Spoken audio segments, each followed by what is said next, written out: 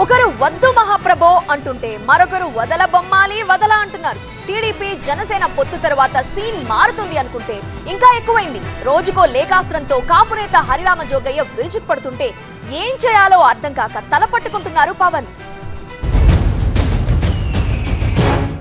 కాపుల కురువృద్ధుడు, కాపుల కోసం కాపు కాసే నేతగా గుర్తింపు తెచ్చుకున్న నాయకుడు హరిరామ జోగయ్య. నిన్న మొన్నటి వరకు పవన్ కు వరుస లేఖలతో సలహాలిచ్చిన హరిరామ జోగయ్య తాను అధ్యక్షుడిగా ఉన్న కాపు సంక్షేమ సేనను తాత్కాలికంగా రద్దు చేశారు. కాపు సంక్షేమ సేన ఎందుకు ఏర్పాటు చేయాల్సొచ్చింది, ఇన్నేళ్లు ఎలా నడిపాం, ఏమేం చేశామో వివరిస్తూ లేఖ విడుదల చేశారు హరిరామ జోగయ్య. ముద్రగడ పద్మనాభం కాపు సంక్షేమ పోరాటం నుంచి విరమించుకున్న దశలో తాను కాపు సంక్షేమ సేనని ఏర్పాటు చేశానని, దీని ద్వారా కాపు రిజర్వేషన్ల కోసం పోరాటంతో పాటు న్యాయ పోరాటం చేస్తున్నానని వివరించారు.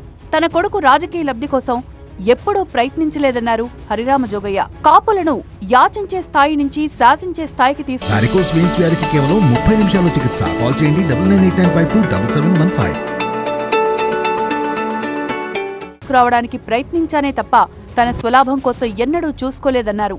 కానీ తనను పవన్ కళ్యాణ్, జనసేన కార్యకర్తలు సహా అందరూ అపార్థం చేసుకున్నారని, కొందరు అమర్యాదగా మాట్లాడారని లేఖలో పేర్కొన్నారు. ప్రజారాజ్యం కోసం తాను ఎంపీ పదవిని సైతం వదులుకొని పార్టీలో చేరారని గుర్తు చేశారు హరిరామ జోగయ్య. కానీ చిరంజీవి ప్రజారాజ్యం తీసుకెళ్లి కాంగ్రెస్ లో విలీనం చేయడం ద్వారా తనతో సహా కాపులు నష్టపోయారని చెప్పారు. ఇలాంటి పరిస్థితి మళ్లీ ఇప్పుడు రావద్దన్నదే తన ఆవేదనన్నారు హరిరామ జోగయ్య. అందుకే తాత్కాలికంగా రాజకీయంగా తప్పుకుంటున్నానని తెలిపారు.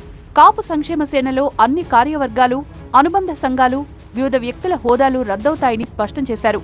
ఎన్నికలయ్యాక కొత్త కమిటీలు ఏర్పాటు చేసి కార్యాచరణ రూపొందిస్తానని, అప్పటి వరకు తాను రాజకీయ విశ్లేషకుడుగా కొనసాగుతా అన్నారు హరిరామ జోగయ్య. అయితే ఈ లేఖ చివరిలోనూ ఆయన ఓ ట్విస్ట్ ఇచ్చారు.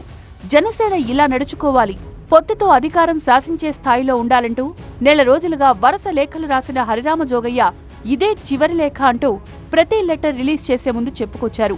చివరి లేఖ అన్న తర్వాత కూడా మరో 4 లేఖలు రాశారు. తాజాగా రాసిన లేఖలో రాజకీయంగా తప్పుకుంటున్నానని, విశ్లేషకుడుగా ఉంటానంటూనే పవన్ కళ్యాణ్కు సలహాలు, సూచనలు కొనసాగుతాయనే హింటిచ్చారు. వదల బొమ్మాళి వదల అన్నట్లు పవన్ కు ఏ పరిస్థితుల్లో అయినా సలహాలు కొనసాగుతాయంటున్నారు హరిరామ జోగయ్య. అయితే తనకు సలహాలివ్వద్దని హరిరామ జోగయ్య పేరు తీయకుండా ఇండైరెక్ట్ గా ఇటీవల ఓ సభలో చెప్పారు పవన్.